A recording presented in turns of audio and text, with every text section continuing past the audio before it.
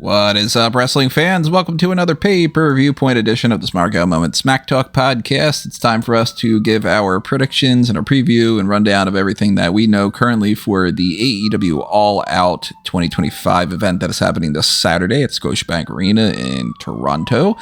We already did our predictions for WrestlePalooza, which is going to be following All Out, but we figured we would just get that one out of the way. So go back and check out that if you're interested in that front. But we are switching over to All Elite Wrestling on this one for the 11 matches that are currently announced. Now, we are recording this a little bit in advance. This is going to be up sometime on Wednesday morning, Wednesday afternoon, something. But it is currently 4 o'clock on Tuesday. So maybe there is going to be something that's different, but September to Remember hasn't aired yet, and that's not even going to air by the time that you're hearing this anyway. So the likelihood that something will have changed in between then is probably pretty slim.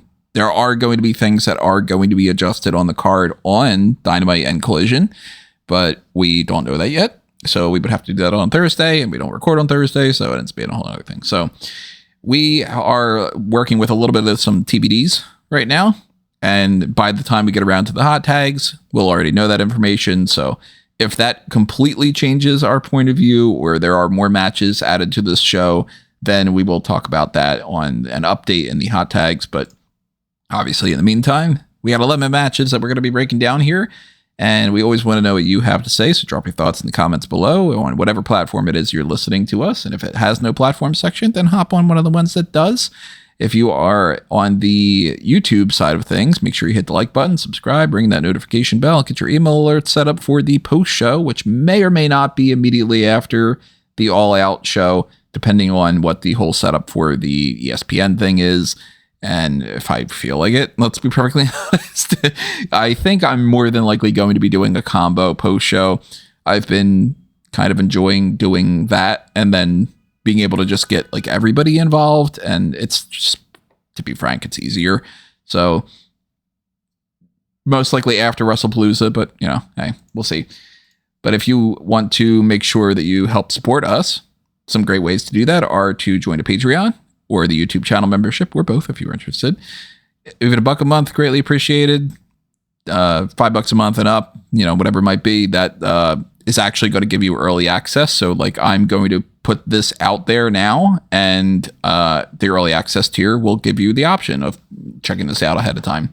And if you were like, oh man, I really wanted to listen to this on Tuesday, you would have gotten access to that if you're on the $5 and up tier.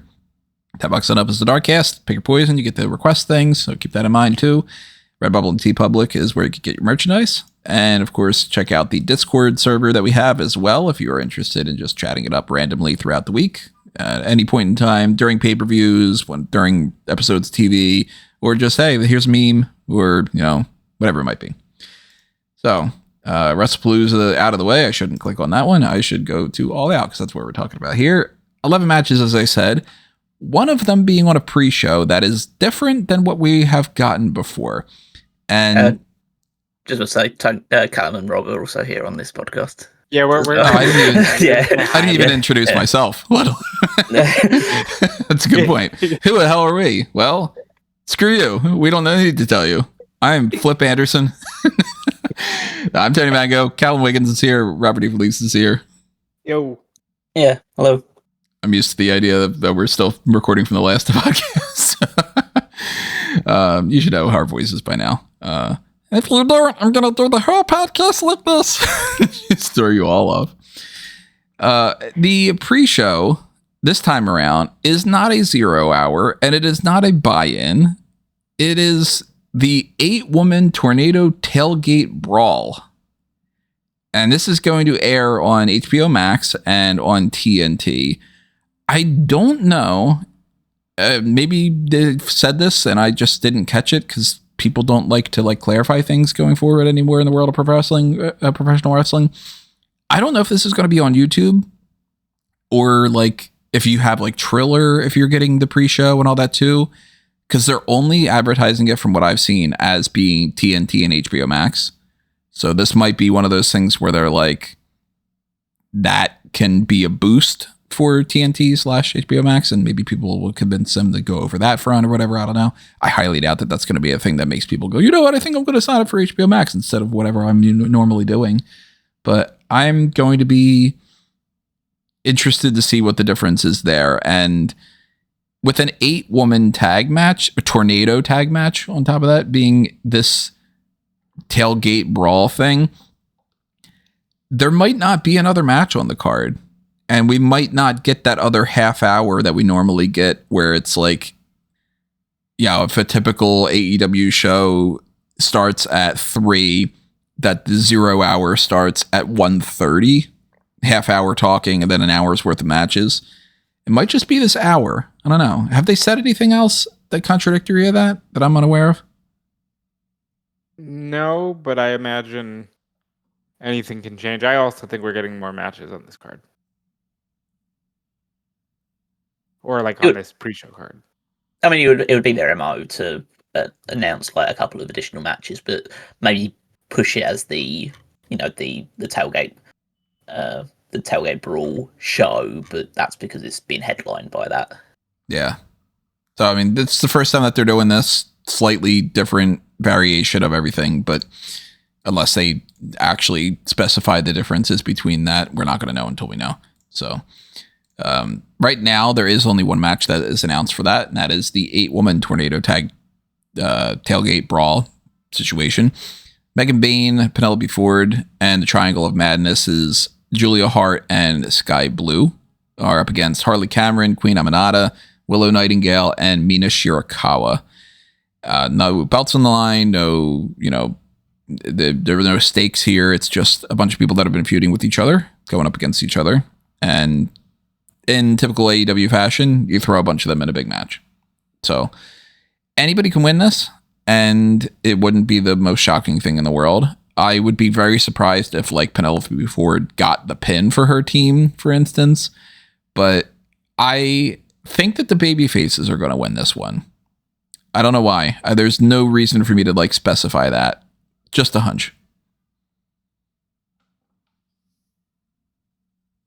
Yeah, I mean, I don't think that there's a real definitive one side has to win or anything along those lines. They have been giving a few more victories to the heels in their all-star tag team matches, so it would make sense to give the babyfaces something here instead.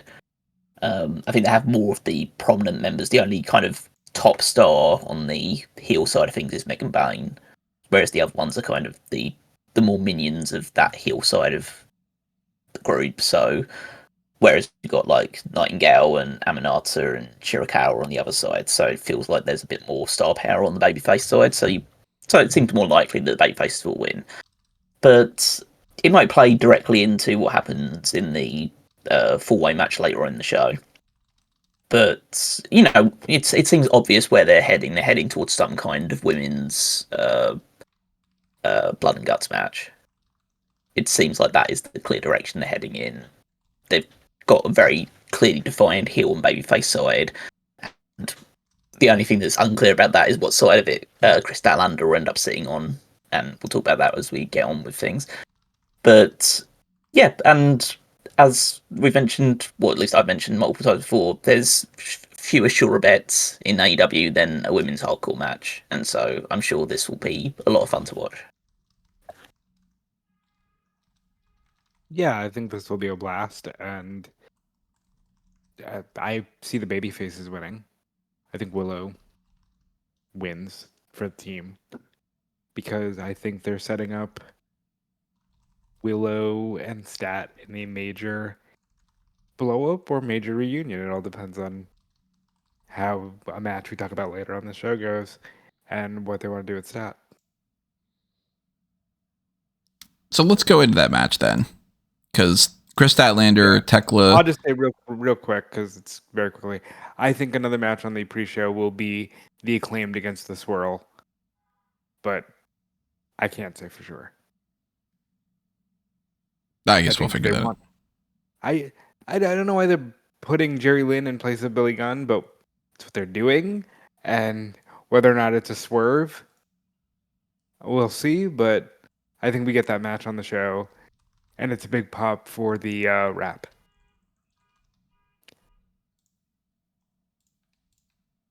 I can't. I'm out of the mix when it comes to other matches that I can think of for adding onto this card, because there's always there's a lot happening at September to Remember. Then you can also throw almost anybody and just be like, well, then we'll have another 4-man whatever, the conglomeration fight so and so or whatever it might be. But he did bring up Chris Statlander, Tekla, Jamie Hayter, and Timeless Toni Storm in a 4-way for the AEW Women's World Championship. I default to the thing that I go to all the time. Timeless Toni Storm is probably not dropping this belt, and I kind of can't imagine her losing this, even though there is the option of her losing without losing. She doesn't give me the vibe of somebody that can't be pinned, but she just gives me the vibe of somebody that Tony Khan doesn't want without the belt right now. So I look at this more as, I guess, somebody else just takes the pin, and that could be quite literally any of the other ones. I'm leaning towards maybe Statlander takes the pin, actually. And maybe I'm completely dead wrong about it. I don't know. But I just, every time that Toni Storm is in a match, she's been retaining. And I see no signs that they're stopping with her. Nope, don't care. I want Stat to be champion. There's no, we're not doing no fantasy league. I don't need to boldly predict any. Statlander should be champion. Toni Storm's great. I just need a break, and Stat's got a lot going for her, and I want to see her with the title. I think they've done an excellent job building up both Tekla and Chris Statlander as very viable options to beat Toni Storm in this match. Whether it happens in this match, whether it happens like this one, Toni Storm manages to survive, but then leads to a one-on-one match down the road. I think that they've convinced me that there's a very good chance that both Tekla and Chris Statlander, I don't have any belief that Jamie Hayter is going to win the title here, but I think that both Tekla and Chris Statlander have a very real chance of winning this match. To the point where I don't know if I necessarily... I mean, I think that I'd go with Tekla out of the two of them, because I think that she's just been a breath of fresh air since coming in. I think that the Triangle of Madness shtick is really working, and her being the focal point of it. Again, it depends on a lot of scenarios. Like, are they bringing the women's tag titles in at any point in time? Does the plan for the women's tag titles involve Chris and Marina Shafir? Does that involve Chris and Willow Nightingale? Does it involve Chris and Harley Cameron? They've got teaming or teasing Chris Statlander teaming with a lot of people. So there's a lot of directions that she's being pulled in. Whereas, if you have a Triangle of Madness, have Julia Hart and Skye Blue be a prominent team in it with Tekla as the current world champion, that also works well. As also, you could also have Toni Storm and Mina Shirakawa be a team going into it as well. So it depends on what their plans are with that championship, or if that championship is even coming in anytime soon. We don't know. But I think that because of the whole Chris Statlander teasing, is she going to join the Death Riders? Is she not? If she does join the Death Riders, does that mean that either Marina Shafir or Willie Yuta will help her win the title in this match? Because of Tekla's involvement with the Triangle of Madness, will both Skye Blue and or Julia Hart get involved to help try and win it for them? Will that lead to a lot of the baby faces in the opening match come out to try and even odds for both Hayter and Toni Storm? So I think there's a very good chance that this match devolves into not even just a 4-way match, but having 10, 12 women out there at one point or another. Just so yeah, I'm looking forward to it, because I think there is jeopardy in my mind, which is good, because it means that I'm not just going in there thinking that Toni Storm is going to just retain. Which, there's obviously the very real possibility of that. That's I understand people's skepticism about it, but I do always default to the fact of she will eventually lose the title. She's not going to hold it for 10 years. So, eventually she's going to lose the title. She's already held it for a good, 6-7 months in this current reign. So, I think it's coming. I think it's coming pretty soon, to the point where she will drop the title. And I think this is a good opportunity to do so. I think this is a good opportunity to do so also because you have a built-in story of Toni put her foot in her mouth. She wanted 3 challengers, and now you've stepped too far, and now you lost. You've been skating by. You managed to beat Mariah in a great match. You managed to beat Mercedes. You've skated by Megan Bayne. You're too confident. You're losing. That's the story I would tell. And it's like, hey, maybe she'll add more color into her life since she's added the color red back ever since. Ever since regaining the belt, or ever since the It's like Mariah's thing, really. I think. Yeah. So ever since regaining the belt, she added more color into her life. Maybe she can add some more in this next go around, but I think she should lose it here. And there's always the very definitive thing that's like Toni Storm is now an attraction on her own. She doesn't need to hold the title anymore. That doesn't necessarily mean she shouldn't hold the title anymore, because at the end of the day, we talk about how we do like to see a change, stuff like that, but she is also, I think, unquestionably the most over women's act they have there, bar Mercedes. And I think probably even ahead of Mercedes, just because she's more attuned to the AEW audience. So we talk about it because we're kind of like the more skeptical, maybe somewhat jaded wrestling fans, whereas like the more like defined AEW audience might be very, very happy to keep Toni Storm as a champion for a long time to come. So, they might want her to be in Fabulous Moolah territory. Yeah, exactly. But I doubt that it will get to that point. But yeah, I think that, I think that they've made at least 2 viable alternatives to Toni Storm winning on this one. And whether that means that my prediction's still going to, I did say that I'd go with Tekla out of 2 of them, but I think my prediction would still be Toni. But I think there'll be some sort, Toni will win, but there'll be some sort of, it'll be quite clear who her next opponent will be. It'll be one of the 2 in a singles match, and that's where she'll drop the title at Full Gear, I think. Full Gear or Wrestle Dream. Wrestle Dream, actually, yeah, probably makes more sense. I'm going to actually switch mine up a little bit. I said I think Stat's going to take the pin. I think now, after this conversation, I think Hayter is going to take the pin. And this idea of Stat potentially being a part of the Death Riders might continue on, and then maybe she does turn, and then we get Stat versus Storm. But maybe she's like got the win secured on Hayter, then Storm is able to like knock her out of the way, or steal the pin in some way or something. The only thing I'll say potentially in favor of Hayter is, you never know. Maybe going back 2 years ago or whatever it is now, Toni really had a thing for Hayter being the one to dethrone Toni because of how Toni initially took the belt from Hayter. Maybe he still wants to play on that. Maybe. Let's go over to... Let's just do another women's match here. Mercedes Moné against Riho for the AEW TBS Championship. Riho doesn't stand a chance, in my mind. She is a former AEW Women's World Champion, the first of that championship reign, who has basically been absent for like 3 years. And I think she's just being set up as like, well, Mercedes would want to have a match with Riho. Riho is a former champion, so it means something. She quickly gets a title shot. She loses, the end of it. How dare you be logical? Besmirch the name of the ratings mover Riho, the legendary ratings mover. I besmirch. I besmirch indeed. She could do anything. She could have beaten Roman Reigns if she wanted to. She's just too busy.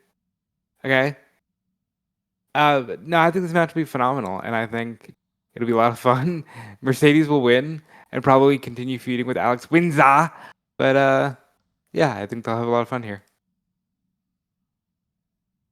Yeah, I'm very looking forward to this match. I think that Riho's, it'll be interesting because it's a match where Mercedes is the smaller athlete that needs to kind of use her speed and agility and like her flying moves to take advantage of her opponents, whereas this one she's going to be the dominant physical force against Riho. So it'll be an interesting change of dynamic. I think Riho just doesn't have bad matches in AEW. Anytime I've seen her, she always has a good match, and people look down on her because of her size. But I think that she has an incredible amount of flexibility and like unique pinning predicaments that she gets into a situation with. So she's not someone who's going to like power throw people around or anything like that. But you never know when a pinning predicament's going to come with her. And so I don't think, as I say, Mercedes is going to win because Riho is doing what she does, what has been the case at AEW pretty much since her first year in the company, which is she comes in for a month-long, 2-month run and then goes away for 4 months and then comes back again. So I don't imagine she's here for the long haul. And so, I wouldn't be against Mercedes dropping the title to Riho because I think Riho's a lot of fun, but I'm very confident that Mercedes is just going to retain, and we'll see down the road who will be the first to eventually take the title off of her. There's also the interesting tidbit that on this episode of Dynamite we're getting Riho versus Rob Renegade. And it has been speculated for quite a while that the Renegades would form a faction with Mercedes. Yeah, they've been sitting on that for like what, a year and a half? Yeah, at least like 8-9 months, if not more. Yeah. But we don't know when the Renegades have Charlotte hasn't been like cleared for a while, or at least like she'd been out injured for a long time. So it'd be interesting that if they do decide now's the time to do that. It'd be quite interesting if they do in the match where like Riho versus Rob Renegade and they do a bit of twin magic in it to try and get do a little bit of we're not twins twin magic. Yeah, but yeah, I think that there's a good chance they do. This is a catalyst to form the faction. The faction gets formed officially at All Out, and that helps Mercedes win. Yeah, I mean that's pretty much like the best I think you can, like something coming out of this, as opposed to it just being Riho beats Renegade and then Riho loses to Mercedes, and then Mercedes comes out again on Dynamite and it's like, does her little dance to that awful CEO song, and then somebody else comes out and it's like, now Queen Aminata has a match, or whoever. Like, I'd rather it be the Renegades start something. At least that's something of a hook. Hook not on this card yet, by the way. Still not liking that theme. It's just not working for me. He likes it though. Whatever. Big Bill versus Eddie Kingston. We're getting Eddie Kingston back in action. Why are people so butthurt about this? Like, are they? Eddie Kingston's back. What are you complaining about? They're annoyed because it's like, they've announced it in advance and it's against Big Bill. Wow. And it's like, he's it's like, back. Yeah, Eddie Kingston's back, and that's like, it's just it's a first match back for him against a guy who's like very dependable in the ring. Like, he's gonna lose. I would like it in an ideal world. I think there's probably a part of Eddie Kingston in the back of his mind that would probably want this as well, for him to lose against Big Bill. And that's just, but they're not going to do that because it's one of those stories or one of those messages that you tell that goes over people's heads immediately. People just look at the immediate result and think, oh, he lost Big Bill. They clearly don't have faith in him anymore. Or what they're doing, they're going to treat him like a jobber. He was doing really well before he got injured and blah, blah, blah, blah. But the idea is he's been out for over a year with like a really serious injury. He's talked a lot of times in like interviews given in the meantime about how he doesn't know if he's ready to come back, or if he was like a bit self-conscious about it because other guys have come in and stepped up in his absence. So if he comes in, he goes against Big Bill, a match that everyone's meant to win, he loses, but then you use that to start the journey back for him, where it's like, okay, I lost my first match back because I just wasn't ready, or I'm out of shape, or I'm like ring rusty, and Big Bill's was ready to go and I just got caught out. And then you tell the gradual rebuilding of Eddie Kingston. I think that could be an interesting story, but I think people would just, shit on it immediately because everything now is like instant gratification. Like, and what have you done for me lately? And wins and losses don't matter, but they actually matter. I think the issue also is like the Big Bill presentation is like, because Big Bill's not a big deal. He's Big Bill, but he's not a big deal. So like, he's not being pushed in any real ways. So it's not like he'd be beaten by a guy that's on the up. Like, if you put him up against, I don't know, a Josh Alexander or a Hechicero or a like anyone from Don Callis family outside of the jobber side of the Don Callis family, then that feels like, okay, if he was to lose, it makes sense because he's losing against like the top faction in the a member of the top faction of the company right now. Like, So, but people don't. Everybody loves Eddie Kingston, but then they want to ignore the fact that Eddie Kingston's star power and his ability is to be the most relatable guy. He's just a real guy. Like, he's fighting Big Bill because Big Bill called him out. And, I'm a man from New York and you're not gonna fuck with me. Like, that's the story here. And, Big Bill, who, by the way, has done a great job it's like improving his just everything. I enjoy watching Big Bill a lot. And he's also from New York. He's also just like, you're not a tough guy. I'll show you I'm bigger than you. And, Kingston's going to knock him down a peg. And I think that that's a lot of fun to see. It doesn't need to be, and he's back and he's chasing off Moxley. He came out of a casket. It doesn't need to be that. He just needs to be Eddie Kingston. I would prefer Big Bill wins. I'm in that territory. Now, admittedly, I haven't been following this feud since this has been happening, like, more on the Collision side of things. Called him out on Collision. So, that's it. Yeah, like, it didn't seem like it was anything that I was, like, really missing out on, like, some big, I was going to say Hook again, but it's Big Bill, not Big Hook. Yeah, it just seemed like it was, like, one of those things where it's like, it might as well just announce this on Twitter anyway. But it doesn't do much for me in the grand scheme of things. I'm glad that Eddie Kingston's coming back. I like Big Bill, but this is just sort of on par with, like, if I try to go for like the WWE version of this, it would be like Sheamus is back and he's booked for a match against it would be like the equivalent of Big Bill. Like Shinsuke Nakamura or somebody. And then it would be like, okay, well, they'll probably have a decent match. Like, there's nothing for me to sink my teeth into. So I'm expecting Eddie Kingston to win. I'm hoping Big Bill wins, if not just to throw off the typical dynamic of everything. And this kind of feels like it maybe should have been on not a pay-per-view. But whatever.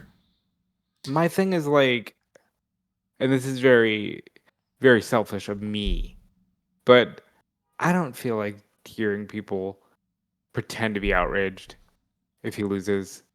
Just, he's the fucking man. Just give him the win, and then we'll see where we go from here. Do you guys anticipate he's going to do anything else on the show? Like you mentioned about the Coffin thing, or start a feud with somebody out of this, or I wouldn't. I would have him do whatever he's going to do next. Have him call out whoever on his own time. I'd say I'm not looking beyond like just this match, and then probably the match that he has with Brian Keith on Dynamite or Collision, and then we see and then he'll cut a promo, and then we'll know what direction he's going. And then he'll target, Mox or whoever. So let's actually talk about that Moxley match. Jon Moxley against Darby Allin in a coffin match. Casket match. They call it a coffin match over in AEW.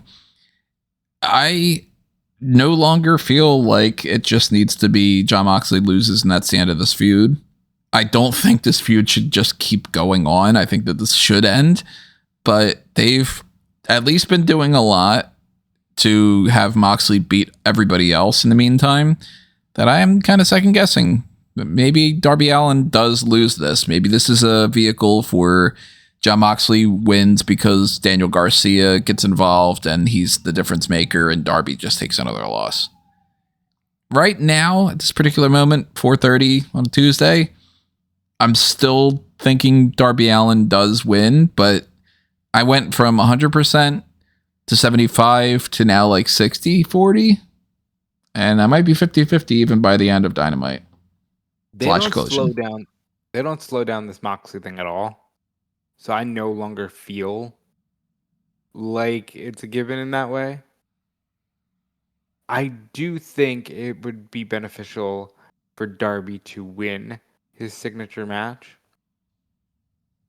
But I also think maybe he's got another ace in the hole. Maybe it's not just Danny. Maybe it's Tanahashi, he's an ace. Tanahashi will not be here, but Ace Austin could be. He's also an ace, but he won't be here either. You heard it first here. JD McDonough, the Irish ace, is going to pop up and do Wow, what a fucking debut. I like AEW coffin matches because obviously WWE uses a very specific casket, and AEW is just using almost like the most bare bones pine box style casket that you can. I think it's a lot of fun. This match is Kamala one. Well, no, because even that's just huge because it's WWE, but AEWs typically aren't. This match has to be going on last. You think? I can't think of what else should be about the show. Page versus Fletcher because it's for the World Championship. Yeah, that's what I assumed. Maybe. I assumed it was either that or that it could even potentially be Cope and Cage versus FTR potentially. I have zero faith that closes the show.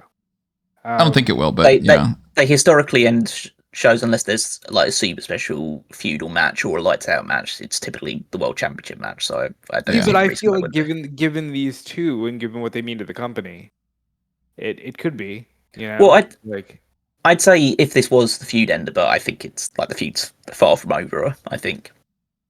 Like Darby Allin's feud with Moxley doesn't end until the Death Riders end. And so, and the Death Riders are rebuilding. They're nowhere close to the end. They're not slowing down at all. So, I don't think this feud doesn't end until next year between Mox and there'll be other people involved in time. To be fair, realistically, the Death Riders doesn't end until Ospreay comes back because. You can have Ospreay come back and win the world title, but Ospreay surely wants to get rid of the Death Riders first because they took him out, at least in the storyline. So, returns. Do you think we see Pac? Has he been cleared? Yeah, it depends. Yeah, I have no idea what his situation is. So I don't know. I'm just thinking because that's another guy who could come in, add another layer, some more freshness. I would love to see Sting, but I'm not holding my breath. I just like seeing Sting pop up with Darby. I thought that was a great pairing. Gun to my head, I think this will be my favorite match of the night. No, there's a ladder match. Second favorite match of the night. And then I'm going to go with Darby, but I'm hesitant about it. I'm 100% going Moxley wins. I still think this will be a super fun match, but yeah, I'm definitely going Moxley winning. I think the end of the day, Death Riders have the severe numbers advantage because no one's going to come out to help Darby in this match, or at least nobody of any prominence. Well, they can't because Page is dealing with Fletcher, so he can't be involved in it. There's no Ospreay, there's no Swerve. There's the Ops is the only group that can really come out and help Darby. Yeah, but he'll be on commentary. He's not going to dive into the ring to help this one. I don't think just yet anyway. It is funny though, the idea nobody's going to come out and help Darby. Darby comes out, he's like, I'm going to throw myself off a building, I'm going to set myself on fire, I'm going to whatever to try to help this person. And then when it comes back, he's like, hey guys, I have a coffin match coming up. They're all like, I'm busy. Yeah, realistically, the Ops are the only people that could come out and help Darby or try and even the odds if the Death Riders get involved. I think just having with Daniel Garcia just joined, I think it just sends a bit of a it's a bad optics if Moxley loses as soon as he's recruited Daniel Garcia, and if they recruit Chris Statlander to the group on this show as well. I think it's just bad optics to have Moxley lose because it feels like, okay, you've brought in all these new people, but then the guy that's running the show loses. I just don't think it works. I think you even need to. No, I'm not saying this will be the main event, but end this match with a redisplay of dominance from the Death Riders, all standing around with each other, with Allin stuffed in the coffin and having to rethink about what his next plan is. I don't think this feud ends until at least we get the Exploding Barbed Wire Death Match Part 2. And when I say part 2, I mean just the second attempt at doing it, rather than they need to do one exploding barbed wire death match and then do another one down the road. Yeah, imagine that. They go coffin match, exploding barbed wire death match, and then exploding barbed wire death match number 2. Yeah. Yeah, you convinced me, though. I'm going Moxley now. I'm switching that 60-40 and being 60 Moxley, 40 Darby. I want to see Darby win, but he won't. But I want to see him win. So there's not only a coffin match, but there is a tables and tacks match between Mark Briscoe and MJF, which I don't know if there's like, did they specify any kind of like difference between that, or is it just quite literally we're calling it tables and tacks because it sounds neat, and after it being Nito Burrito, it's just an ODQ match and we're just going to have some people go through some tables and tacks? I'm kind of assuming that's the case. Well, I think not only is it Nito Burrito, I think you're going to have just endless tables and endless thumbtacks. I think those are, outside of chairs, probably the only things that will get used. Like, I would not fuck with that. I don't know how people sign up for that shit. Like, I'd rather somebody throw me through a table than to get one tack put anywhere on me. You know? Like, tables match, okay, I don't really want that to happen anyway. But if you're going to do one or the other, no for the tacks. Absolutely not. See, Mark Briscoe is a simple man and a sicko. And MJF just got married. No longer needs to be attractive. He can get pierced where the fuck he needs to. Like, I think it'll be fun. Oh yeah, this match will be a lot of fun. And like, a huge part of this match, at least the first half, if not the first 2/3 of the match, is going to be built around MJF is going to try and find every way possible to avoid going into tags. Yeah. And like, that'll be like, Briscoe will go through tags almost immediately. He'll go through tables almost immediately, but it's just the idea eventually, like, you have to just build up to MJF finally getting his comeuppance through that stuff. And yeah, so I think this is going to be a lot of fun, because eventually you will see MJF go into the tags, and his reaction, the way that he'll sell it, will be great. Bob Briscoe rarely has bad matches, so does MJF rarely has bad matches, and I think they're both really interested in making this fun, having a good showing. I think Briscoe's winning this one. Really? I think you need to have Briscoe win a match against MJF, because they've made it quite... we know quite clearly where they are in like the food chain, but I just think that you've already had MJF beat Briscoe, albeit by underhanded means, but I don't think we're getting like MJF going straight back into the title picture anytime super soon.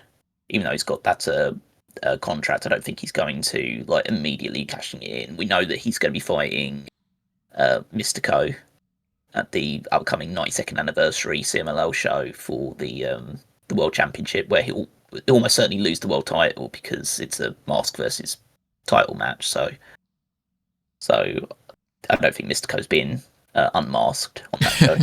He unmasks him. Oh no, it's Unico. It's been long-term storytelling. And it's just Sin Cara underneath it. Yeah. But no, I think that there's a good chance you could have like Briscoe get involved to help further on the story. I don't think this feud ends until Wrestle Dream or Full Gear or something along those lines, because I think you could do one more match. I think you could do a dog collar match. I think that would be the good way to end this, because we know the Briscoe's relationship with the dog collar match, and MJF's had a dog collar match as well with CM Punk, so it seems like very thematic for both of them to end it that way. And then you can have MJF get the blow-off win that he did inevitably get, but I think you should use this as an opportunity to try and elevate Briscoe a little more, and having him get a pin over MJF, I think, would be a good way of achieving that. I'm reaching here, but first of all, let me say I agree with Callum. I think Mark Briscoe should win here. But do we think that there could be any spillover from this match into the main event? Because going into the show, outside of feuding with each other, Briscoe was chasing Fletcher. And MJF obviously wants to make Hangman's life a living hell. And quite frankly, Paige was like, I want to give Mark Briscoe a world title shot. So there's a lot of moving parts here with the potential title match. I think that'd be fun because I like when different characters mix it up. But I don't know. But either way, I think this match will be a banger, and I'm looking forward to seeing whatever they do. I think the best case scenario would be MJF losing, Briscoe wins this, carries on that to start fighting like Kyle Fletcher for the TNT title maybe. But it's hard for me to dispel the idea of MJF just winning this. So I'm not entirely sold one way or another. And I think that it kind of depends on what happens on Dynamite. But you convinced me enough that I could see Mark Briscoe winning this. So I mean, we don't have anything on the line for our predictions, but I'll go Mark Briscoe this time around. Maybe by tomorrow, I might end up thinking differently again. Let's talk about Edge and Christian against FTR. It's Edge and Christian. I don't care. It's a tag team match. Not for any belts because they did not give those tag titles to FTR. So that is not what we were talking about for the past couple months. I still anticipate the same outcome, though. Edge and Christian win. And I'm actually going to kind of carry that on and say I think I have an idea in mind of who they beat for the tag titles based off of the World Tag Team title situation, which we'll get into after this. I am still very intrigued by this match, and I'm still excited for it. Two of my favorite tag teams of all time. FTR probably being my favorite tag team I've ever watched live, and Edge and Christian being a huge staple of my childhood. They made this really intense to the point where even though these are two teams that could have a solid match, or at least if you're taking Edge and Christian for what you remember them being, but I think this will be a really fun tag team fight. And I'm gonna go with FTR wins. I'm gonna go with FTR wins, and Cope and Christian will get their win back at some other point. I think I know what Tony's alluding to, but we'll talk about the ladder match in a second.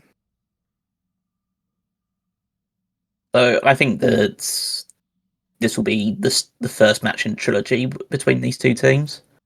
That will probably end at World's End. Yeah, so, yeah, or some sort of configuration of that. They can't really do a TLC because there's no titles to grab or anything like that. So there will be by then. I don't think so.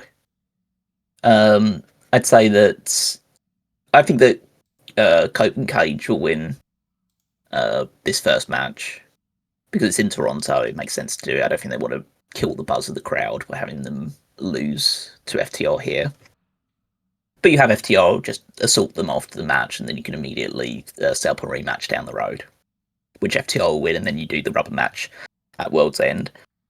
This match should be fun. I think it'll be vibes a lot from the Cope and Cage side of things, but FTR are one of, if not the best tag team in the world, and they'll put together a really good match between all the guys involved. All the guys involved are super smart, and they all we know that the behind the scenes relationship between Cope and FTR, so they'll be like it's always that thing of like you always hit harder when. So I'm sure this will be quite a physical looking match, and the way they've built it up as well to be like very aggressive and unpredictable. So yeah, I'm looking forward to it from that perspective. But yeah, I expect Cope and Cage to win. Now let's switch over to those tag team titles. Right now, we don't know who is in the match other than obviously Brody King and Bandito. They are the tag team champions, so it makes sense. But it's a 4-way ladder match, and the 3 other teams are TBD. Those will be determined on September to Remember. And the lineup, at least as far as what it is right now, maybe they do change it ahead of time. I don't think that they probably will. Those 3 teams are going to be Young Bucks or Austin Gunn and Juice Robinson, Killswitch and Kip Sabian or Jet Speed, and Top Flight or 2 members of the Don Callis family, Hechicero and Josh Alexander. I'm anticipating Young Bucks beat Bang Bang Gang. I expect Jet Speed to beat Killswitch and Kip Sabian, and not entirely sold on Alexander and Hechicero being like a guarantee to be top flight, but I'm assuming so. Maybe I'm missing something on top flight getting a push recently or something though. But I kind of circle back to, I expect the Young Bucks to win this and then be the team that Edge and Christian beats. As much as I want to see that, literally, I've said on this podcast, I will be at Title Tuesday. I will be at Homecoming. I would love to see that thing happen in 3 weeks. However, given recent happenings on BTE, I think Jack Perry's going to cost the Young Bucks. What happened on BTE? So he's been making knives on Instagram, right? And in one of the latest BTE uploads, Matt Jackson gets a knife in the mail, and it says, "For the next time you want to stab me in the back." So I now think Jack Perry, they're going to think Perry's going to help them win the ladder match like he did when he joined them at Dynasty last year. But I think he's going to cost them. And who do I think will win? I think if that does happen, you keep it on Brodito. But if not, if what I'm saying is just me fantasy booking, then the Young Bucks do stand a great chance. But also Jet Speed. Jet Speed's a hugely popular tag team. They could also have a lot of fun matches for those belts. But I kind of think Brodito's just getting started. I don't know.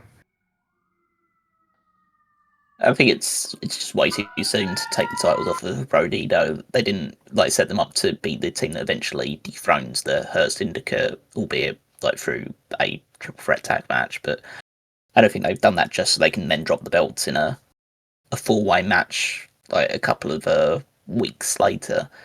I think they're super high on the team. I think they're super high on Bandito in particular. I know he's a double champion right now, but I think that's kind of that they feel like they've struck gold with this kind of makeshift tag team, so I don't think they're going to end the reign anytime soon. As far as the teams involved, I think Bucks will definitely beat Gun Club. Jet Speed, I think, almost certainly will beat Luchasaurus or Killswitch and Kip Sabian because they're not on the same page, and they've made that perfectly obvious.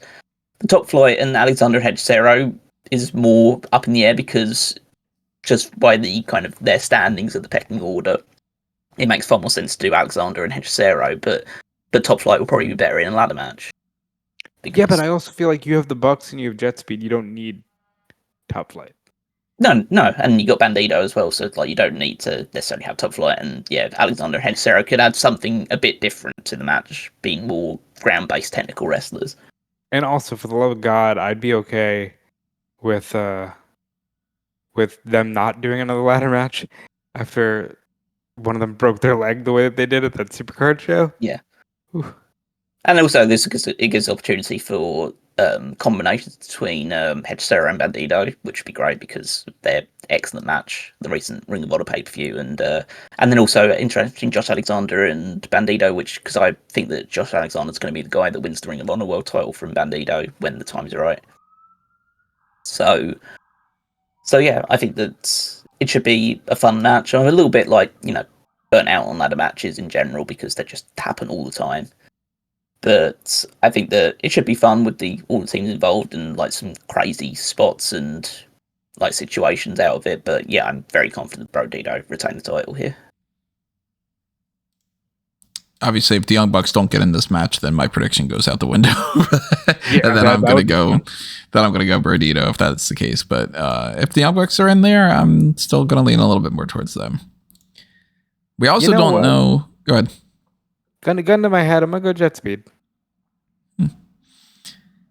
We're also not sure about the third person that is going to be in the 3-way for the AEW Unified Championship.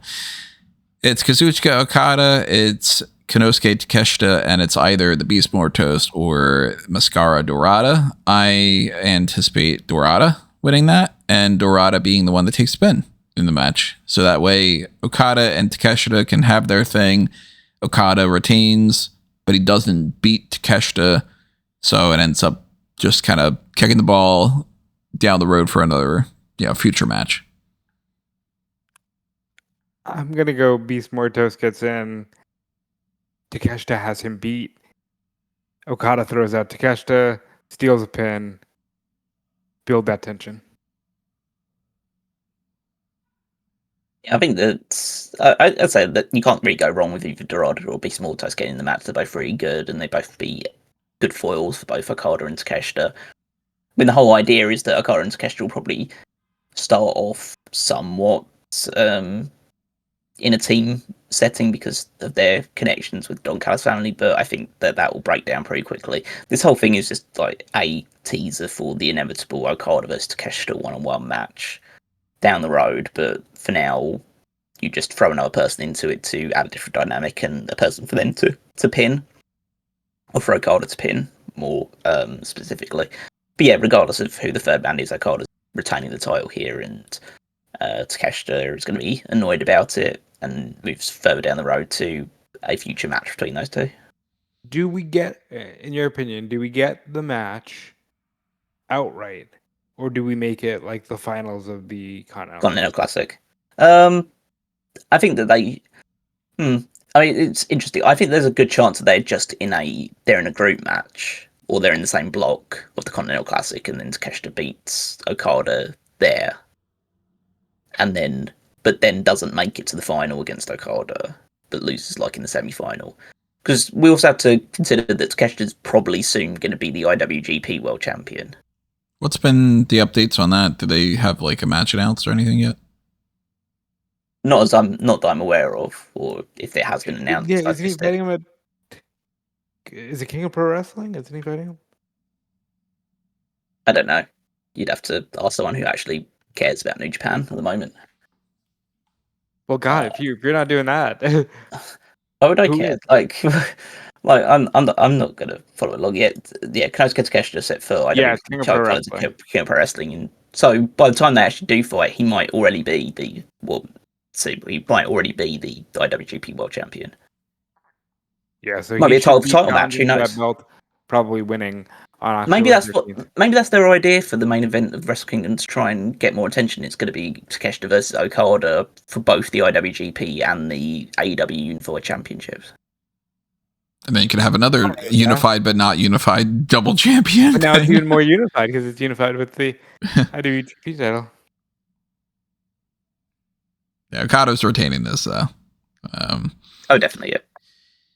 We still have the trios match, the Hurt Syndicate against Ricochet and the Gates of Agony. I assume that Bobby Lashley is beating Liona tonight or tomorrow night. I guess technically, if you're listening to this on Wednesday, then tonight. And that the Hurt Syndicate will win this trios match. But yeah, there's always a possibility that they lose. But I just kind of assume that Bishop Kaun or maybe even Ricochet. MVP. That's my pick. I'd probably go that route as well. I think you need to establish Ricochet and GOA more than the Hurt Syndicate. And I think also if you do a route of having Ricochet pin MVP, then it sets sight of, okay, MVP knows that he's at the back end of his career. He can't keep up with people at the level of Ricochet and younger guys in AEW. So they need a third member of the Hurt Syndicate. I don't know. And before you mentioned, like, I have no idea who that would necessarily be. But it's a case of circle back around to MJ. I think, but clearly they're on the babyface side of things now, so you could bring someone in on that side that would make sense to fit in with the group. I don't know who that would necessarily be, but so that's how Danhausen comes back. Okay, yeah. There are limitless options, I would say, but I won't hold my breath. Oh, wow, that's awful. Thank you. Jeez, that's terrible. Thank you. Wait, no. You said that. You said the official thing. You said that. You said it that way. Yeah. You have That's why I to said own it's terrible. I did not get that. I thought you meant the pun was terrible. I didn't get where you were going. No, the That's extra terrible. layer of not holding your breath. No, he can't hold his breath. Yeah, the that's why I was like, Wow, oh, I totally jeez. forgot about that. That's awful. For anybody that's curious, Rob didn't mean it that way. If you don't know what we're talking about, that's probably for the best. Yeah, probably. So, yeah, you guys are right, probably. Ricochet and GOA probably do win this, and it's probably MVP taking a pin. I'll still say Hurt Syndicate, so yeah, it doesn't fucking matter. But yeah, I think Syndicate could very well win because that's kind of the MO. But Yeah. like that's but I think that you need to give the opponent something occasionally. Yeah, and for the love of God, they can lose a fucking match. yeah. Like, MVP I can want definitely them lose to a match. lose. Yeah. And someone who's not Shelton Benjamin taking the pin. Yeah. I mean, it's not going to be Lashley taking a pin. If they lose, Lashley doesn't get pinned. That's for sure. And then we have actually just one more match left. Is that it? Yeah. Hangman Adam Page defending the AEW World Championship against Kyle Fletcher, the TNT champion, which I think just goes ahead to show Kyle Fletcher is not winning this belt. He's just going to have a good showing. He comes up short, goes back to defending the TNT title, and then they move on. Yeah, I think it'll be an amazing match, but I think Hangman has to win. Yeah, I'd say I don't think there's any real anticipation that Fletcher wins. I think the match just has to succeed in like giving you one like half-second moment where you think Fletcher's about to win the title, and if it does that, then it's been a success. But other than that, I think it's just a case of putting two really great wrestlers against each other, having a great match, raising the stock of Kyle Fletcher even higher by putting him in this world title match. Don Callis only banned from ringside, so they get to go one-on-one, at least for the vast majority of it, until potentially a referee goes down and Don Callis comes out anyway. But yeah, we'll see when that happens. But at least for the most part, it should be just those two having a great match for each other, and Page retains and continues his reign because that's what it should be. But I think this is a good choice for one of those like mid-level pay-per-views between like some of the bigger shows they end up doing. Kyle Fletcher is one of the best guys that they've got going on right now. Page is a good champion. This fits very much the bill of how AEW is like, don't you want to see these two people in a match? And that doesn't speak to me most of the time. And there would be a part of me that would be like, all right, well, I already know that Kyle Fletcher is not going to win here, so why should I get invested?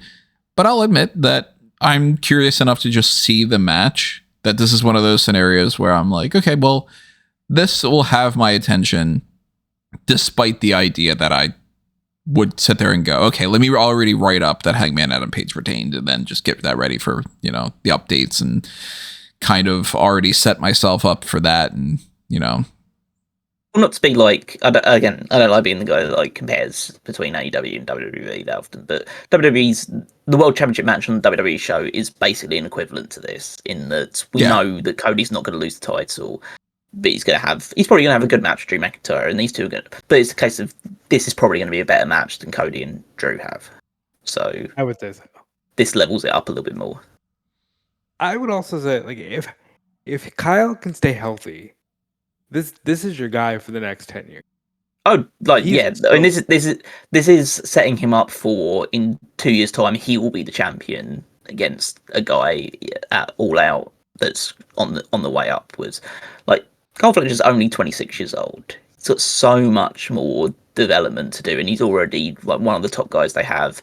Like, he still needs to work a bit on his promo skills and everything along those lines, but other than that, he's just in ring. He's as good as anybody. Mm-hmm. So this is a good opportunity for him to step up and get into that top level top level main event position. That's why I think this is a good main event, because it also gives Kyle Fletcher that experience and say, like, okay, this was his match. It's almost like MJF's first title match was against Moxley and he lost that, and it was kind of like just your basic feud where MJF like got involved with like the lawyers and all this other stuff and did all his own shtick and then just lost to Moxley and then didn't really come back to fight for the title for quite a while afterwards. That's going to be the case here, and Fletcher's already a champion as well. Equivalent. Yeah, and MJF is now one of the top guys in the whole promotion and in the promotion's history. Fletcher in 2 years' time could be in the same bracket. Never know. I would anticipate he probably would be. And, if he doesn't, then that's going to be very strange. But of course, anything can happen at any point in time. And even since we recorded this podcast on the Tuesday afternoon, maybe something's changed. I don't know. Keep that in mind if for some reason there is something that's different where it's just kind of like, why are these guys talking about, I don't know, Riho fighting Mercedes when it's now been changed to such and such or whatever. I don't know. But in the meantime, we will come back around to this with the hot tags and talk about if there are any changes by additioning, that's a word, adding additions to the card or editing anything from this card. Those or three teams, or additioning, those three teams in the 4-way ladder match, the Mascara Dorada and Beast Mortos match, whatever they might add to the pre-show. All that good stuff will be talked about in the hot tags, where we'll also break down any other kind of differences. We'll talk about NXT Homecoming, so it's happening tonight. We'll run down September to Remember and, whatever else ends up happening throughout the week. And in the meantime, of course, check out that WrestlePalooza podcast if you didn't already. And make sure that you hit up the Discord channel. Make sure you do all the Smarketplace stuff. And make sure that you go to anthonymango.com and check out all the Linktree stuff that I have listed for the Smark Out Moment, Fanboys Anonymous, and Tony Mango stuff. And follow Robin Callum too. Yep, follow me everywhere at Dude Fleece and check out my work on Fightful.com. We will have coverage of all the AEW and WWE stuff.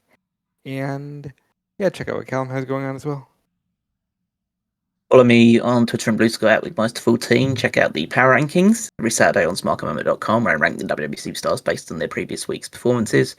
And while you're over there, head on over to the WWE Fantasy League, also at WWEFantasyLeague.com, to see how our rosters, our teams are doing, who's picking up points as we head towards WrestlePalooza, which we've already done the predictions for, of course. The predictions will influence certain point scoring and tradability and being able to double up points for one of your roster members, all that great stuff. So just see, you can track all of that information over on the over on smarkamoment.com, or just go straight to WWEFantasyLeague.com.